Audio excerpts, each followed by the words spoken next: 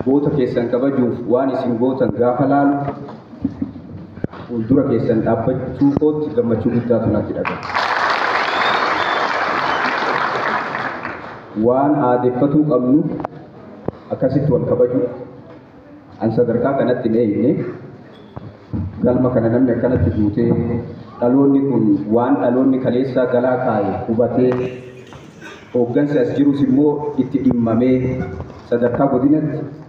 sadarkaa olittis namoonni jiran dhimma kanaaf dhimmamanii akkanatti sagantaa kana qindeessuu danda'uu keessaniif namoonni jalqabarraa kaaftanii yaada kana keessa jirtan wixinee kana wixineessitan hojii kana milkeessitan gumaacha gootan kabajatu isiniin mala galatooma.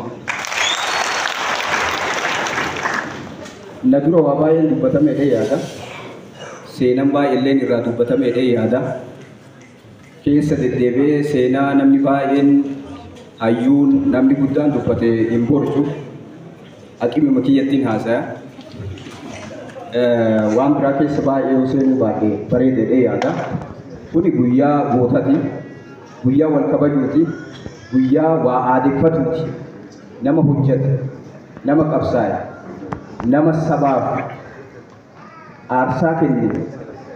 kabajuu barataa deemuu qaba aadeffachuu qaba goota ofii abbatu kabajata so uummanni naannoo kana warri aanaa kana bulchitan hawaasni magaalaa kanas aanaa kanas dhugamatti ani kabaju guddaan isinii qaba ulfaata.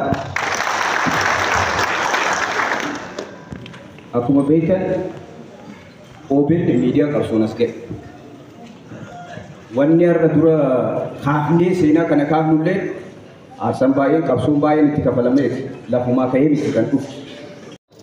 wanni dhugaa immoo waaqa biraa Oromoon akkasuma sansanitti yoo qabanne bareeda natti fakkaata nu akka OBNitti irree jettanii kitaaba har'a maxxane kana irree kan godhanne gootummaa gariyaan faanti itti wareegaman itti qabsaan itti hojjetan hanga jiranitti lafa kana irratti seenaa dabarsanii itti deeman nuuf irree ta'etti bal'annee guddannee har'a isin dura dhaabbannee afaan kennan aadaa kennan eenyummaa kennan akka ibsinuuf irree nuu ta'a. OBN keessatti gaaf dubbanna gaaf gootummaa kaafu gaafa namooma kaafu gaafa oromummaa kaafu gaazexeessummaa gaafa kaafu gariyaa osoo hin kaasin hafneen ta'e fakkeenya nuuf fakkeenya gootummaa fakkeenya namoomaa fakkeenya cichuu fakkeenya oromummaa fakkeenya uf ta'u fakkeenyi inni gaafa lakkaa'ee har'a kumaatama horeera kumaatamatu gootaara kumaatamatu oromummaaf dhugamara kumaatamatu uummata kana fuulduratti oofuudhaaf aarsaa kafala kaleessa namni tokko lamaan kafaluu danda'a soo gootummaan kunitti fufa irree nu ta'e asiin nu gahee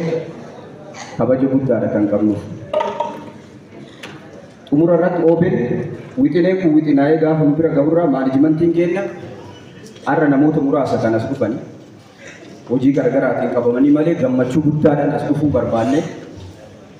dubbiis baay'ee irraa dubbanne gootota bakka gootni taatee gootaa kana keessa yoon oliin boru goota uumuun hin rakkisa waan ta'eef kanaaf maanajimentiin OBN kanaan duras maatiis seenaa gariyaas jalaafeen deebi yeroo garagaratti deeggarsas bira dhaabbannas utubbii garagaras gochaati kan ture ammas gara fuulduras gochaa itti fufu wanni kanarraa duubatti nu deebisu nu dhaabuu danda'us hin jiru kanaaf mari'annee dubbannee har'a bakka nu buusanii nu ergan isaanis daarektarri olaanaan keenyas maanajimentiin keenyaafis uummata kana biraa dhaamsa kana akka geenyuuf nu fidan malee guututti osoo dhufne nutti tola ture yeroo itti aanu immoo sagantaawwan akkanaa nu birattis itti qophoofnee kan qopheessin wantoota hafan seenawwan hafan baay'ee kan itti baafnu yeroo gaarii akka qabaannu abdii qaba isinitti dheeressaa jira kanaaf maanajimentii keenya mari'atee guyyaa kanarratti yoo argamnu waanuma aadeeffanne kana dura gochaa turre maatii kanaaf maatii isaaniitiif ijoollee ilma isaatii fi haadha warraatiif maanajimentii keenya mari'annee guyyaa kana sababeeffachuun qarshii 100,000 maatii isaaniitiif akka ta'u jechuudha. Kuni waan xiqqaa. Kana duras gochaa turre adeeffannaa gochaa deemna ammas guddifnee bal'ifnee gaafa isin laalu immoo wanni nu goone kun baay'ee xiqqaa. Waa baay'ee gochuu akka qabnu nutti agarsiisa waan ta'eef kanaaf maanijimentiin OBN galata qaba murtii kanarra gahuu isaatii fi yeroo tokko naa galateeffata. Kana hojjennu hundi bakka jirrutti ka'uun qaba. Ulfaadhaa kabaja isinii qabna akka OBN tti. Galatoonni ulfaatu